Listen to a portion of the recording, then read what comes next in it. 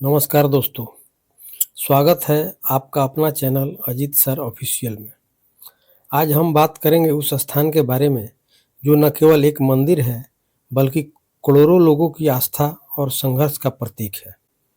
अयोध्या के श्री राम मंदिर का यह कहानी केवल एक मंदिर की नहीं है बल्कि एक यात्रा की है जो हमें भगवान राम की जन्मभूमि पर भव्य राम मंदिर के पुनर्निर्माण तक ले जाती है। यह कहानी हमारे पूर्वजों के संघर्ष, आस्था और भगवान राम के प्रति उनके अटूट प्रेम की भी है। आज हम विस्तार से जानेंगे राम मंदिर का इतिहास, महत्व और उसके पीछे छिपी धार्मिक और सांस्कृतिक भावना को। मेरे प्यारे दोस्तों, चैनल को लाइक और सब्सक्राइब कर लें। आइए अब आपको इतिहास में लेकर चलते हैं। किस्सा 1526 से शुरू होता है। ये वो साल था जब मुगल शासक बाबर भारत आया था। 2 साल बाद बाबर के सूबेदार मीर बाकी ने अयोध्या में एक मस्जिद बनवाई। यह मस्जिद उसी जगह बनी जहां भगवान राम का जन्म हुआ था। बाबर के सम्मान में मीर बाकी ने इस मस्जिद का नाम बाबरी मस्जिद रखा। ये वो दौर था जब मुगल शासन पूरे देश में फैल रहा था। मुगलों और नवाबों के शासन के दौरान 1528 से 1853 तक इस मामले में हिंदू बहुत मुखर नहीं हो पाए। 19वीं सदी में मुगलों और नवाबों का शासन कमजोर पड़ने लगा। अंग्रेज हुकूमत प्रभावी हो चुकी थी। इस दौर में हिंदुओं ने यह मामला उठाया और कहा कि भगवान राम के जन्म स्थान मंदिर को तोड़कर मस्जिद बना ली गई। इसके बाद से रामलला के जन्म स्थल को वापस पाने की लड़ाई शुरू हुई। मीर बाकी के मस्जिद बनाने के 330 साल बाद 1858 में लड़ाई कानूनी हो गई, जब पहली बार परिसर में हवन पूजन करने पर एक एफआईआर हुई।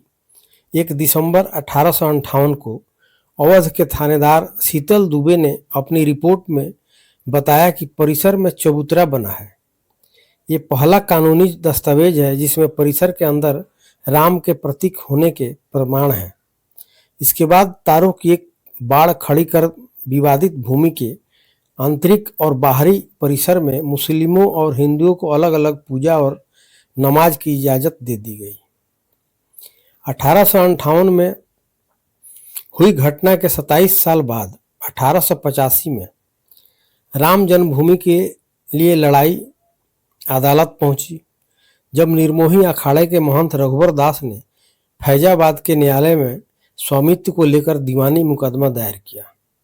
दास ने बाबरी ढांचे के बाहरी आंगन में स्थित राम चबूतरे पर बने अस्थायी मंदिर को पक्का बनाने और छत डालने की मांग की।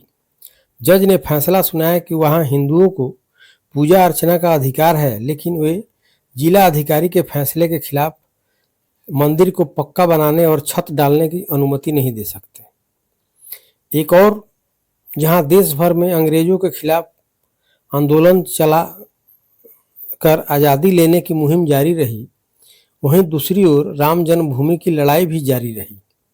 देश के आज़ाद होने के 2 साल बाद 22 दिसंबर 1949 को ढांचे के भीतर गुंबद के नीचे मूर्तियों का प्रकटीकरण हुआ।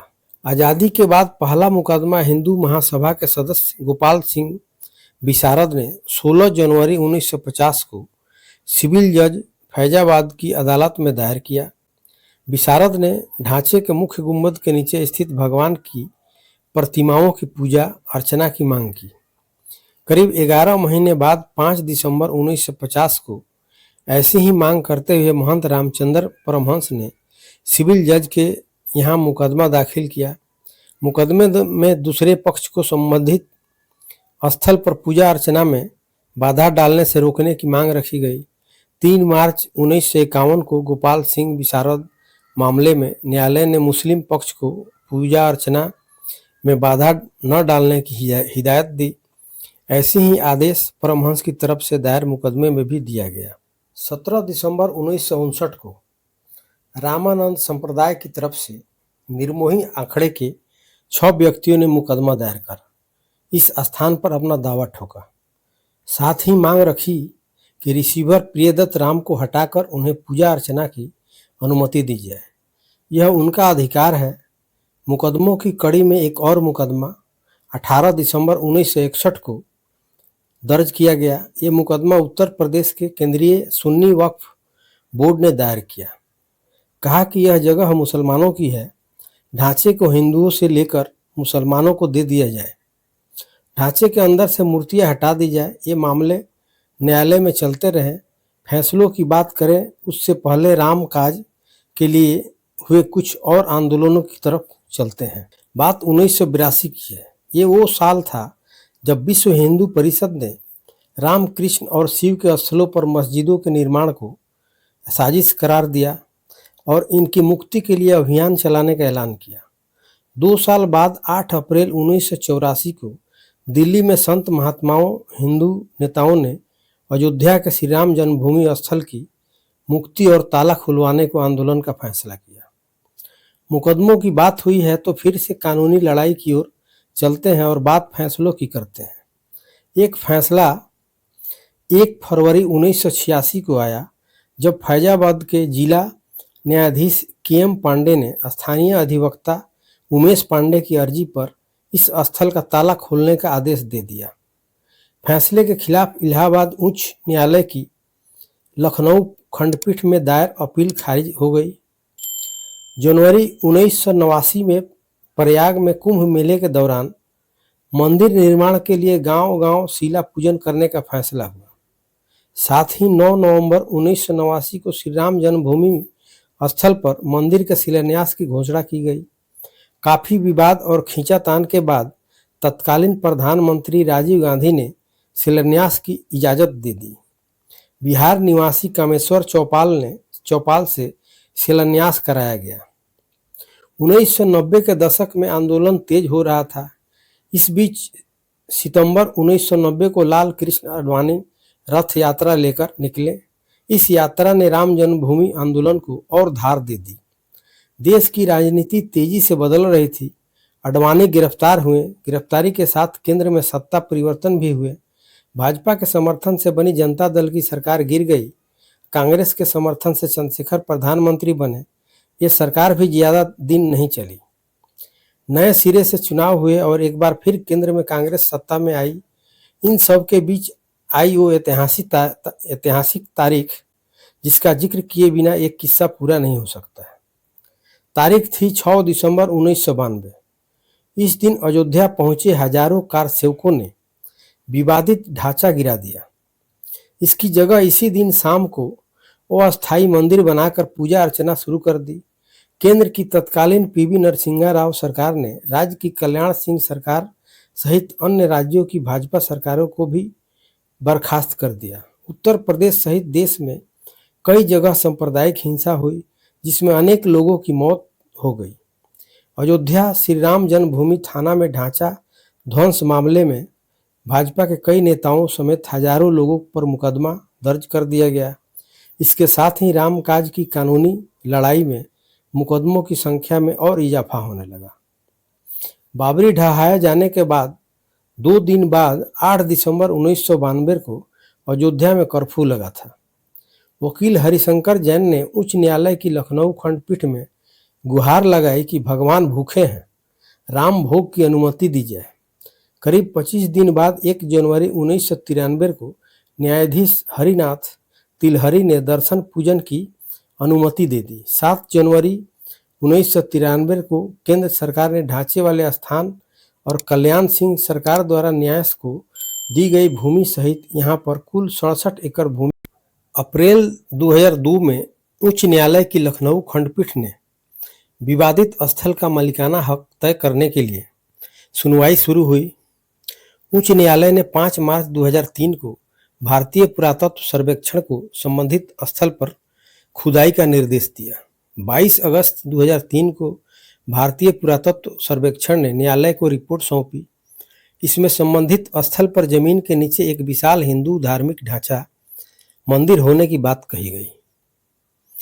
30 सितंबर 2010 को इलाहाबाद उच्च न्यायालय ने इस स्थल को तीनों पक्षों श्री राम लल्ला विराजमान, निर्मोही अखाड़ा और सुन्नी सेंट्रल वक्फ बोर्ड में बराबर बराबर बांटने का आदेश दिया। न्यायाधीशों ने बीच वाले गुंबद के नीचे जहां मूर्तियां थी उसे जन्म स्थान माना। इसके बाद मामला सर्वोच्च न्यायालय पहुंचा। 21 मार्च 2017 को सर्वोच्च न्यायालय ने मध्यस्थता से पहले सुलझाने की पेशकश की। यह भी कहा कि दोनों पक्ष राजी हो तो वह भी इसके लिए तैयार हैं। 6 अगस्त 2019 को सर्वोच्च न्यायालय ने प्रतिदिन सुनवाई शुरू की। 16 अक्टूबर 2019 को सर्वोच्च न्यायालय में सुनवाई पूरी हुआ और कोर्ट ने फैसला सुरक्षित रख लिया। इससे पहले 40 दिन तक लगातार सुप्रीम कोर्ट में सुनवाई हुई। 9 नवंबर 2019 को 134 साल से चली आ रही लड़ाई में अब वक्त था अंतिम फैसले का। 9 नवंबर 2019 को सर्वोच्च न्यायालय ने संबंधित स्थल को श्री राम जन्मभूमि माना और 2.77 एकड़ भूमि रामलला के स्वामित्व की मानी। वहीं निर्मोही अखाड़ा और सुन्नी वक्फ बोर्ड के दावों को खारिज कर दिया गया। इसके साथ ही कोर्ट ने निर्देश दिया कि मंदिर निर्माण के लिए केंद्र सरकार 3 महीने में ट्रस्ट बनाए और ट्रस्ट निर्मोही अखाड़े के एक प्रतिनिधि को शामिल करें। इसके अलावा यह भी आदेश दिया कि उत्तर प्रदेश की सरकार मुस्लिम पक्ष को वैकल्पिक रूप से मस्जिद बनाने के लिए 5 एकड़ भूमि किसी उपयुक्त स्थान पर उपलब्ध कराए। इसी के साथ दशकों से चली आ रही लंबी कानूनी लड़ाई समाप्त हो गई। अब बारी थी निर्माण की। 5 फरवरी 2020 को प्रधानमंत्री नरेंद्र मोदी ने अयोध्या में मंदिर निर्माण के लिए राम जन्मभूमि तीर्थ क्षेत्र ट्रस्ट की घोषणा की। ठीक 6 महीने बाद 5 अगस्त 2020 को अयोध्या में राम मंदिर की आधारशिला रखी गई, जिसमें पीएम मोदी शामिल हुए। 134 साल चली कानूनी लड़ाई के बाद अब अयोध्या में भव्य राम मंदिर का निर्माण हो रहा है। राम जन्मभूमि पर मंदिर के पहले चरण का काम पूरा हो गया है। 22 जनवरी 2024 की वह ऐतिहासिक तारीख था जब मंदिर में भगवान राम की प्राण प्रतिष्ठा हुई। 23 जनवरी से मंदिर आम लोगों के लिए खुल गया। दोस्तों, यह थी राम मंदिर की कहानी।